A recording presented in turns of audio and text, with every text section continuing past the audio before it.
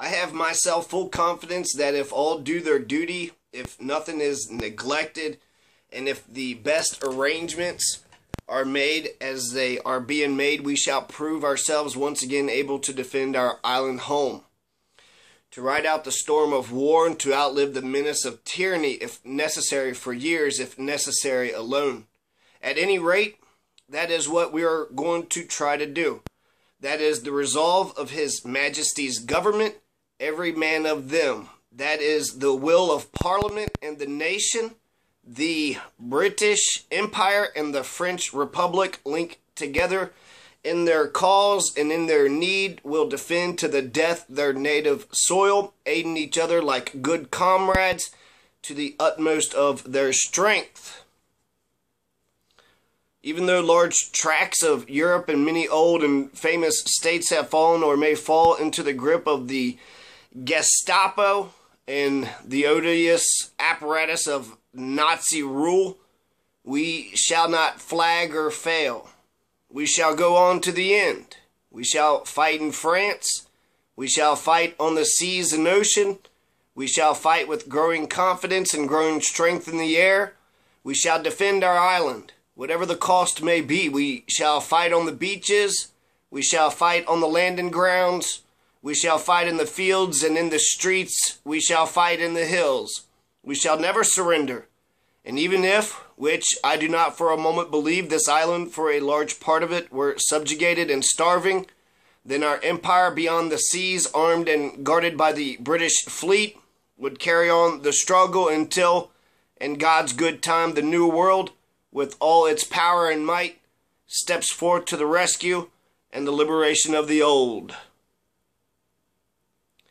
So that was Winston Churchill. That was the finest hour, the greatest hour, the finest hour. Winston Churchill was the Prime Minister of Britain during World War II.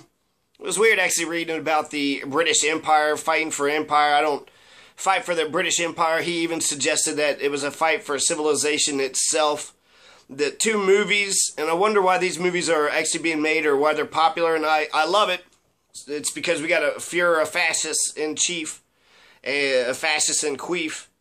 And since we got a fascist in queef, then that loves the Nazis, right? That's sympathetic to the neo-Nazis and Confederates and white supremacists and some of the most ugliest elements of American society. A minority, by the way. Dunkirk is another movie. This is from, I think, the Darkest Hour. So essentially, the king had replaced the one guy who capitulated.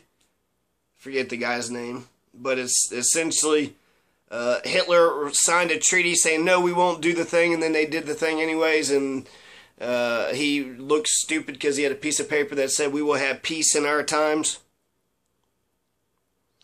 The way that I think it's the Darkest Hour.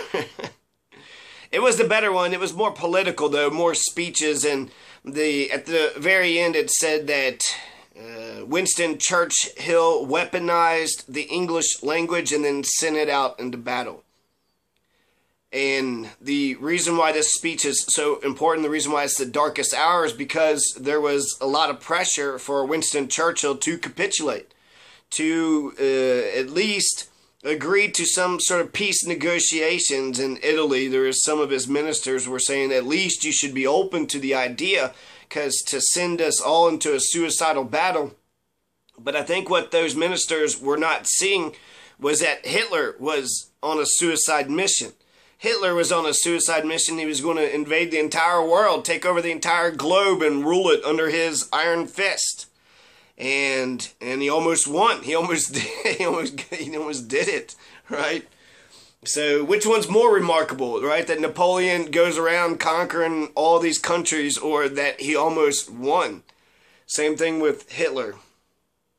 So what this speech recognizes is no peace negotiations.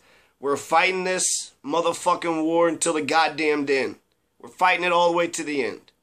We're not going to stop. We're going to fight everywhere. We're going to fight in France, in the seas and oceans. We're going to fight on the beaches and the landing grounds and the fields and the streets and the hills. We're never going to surrender.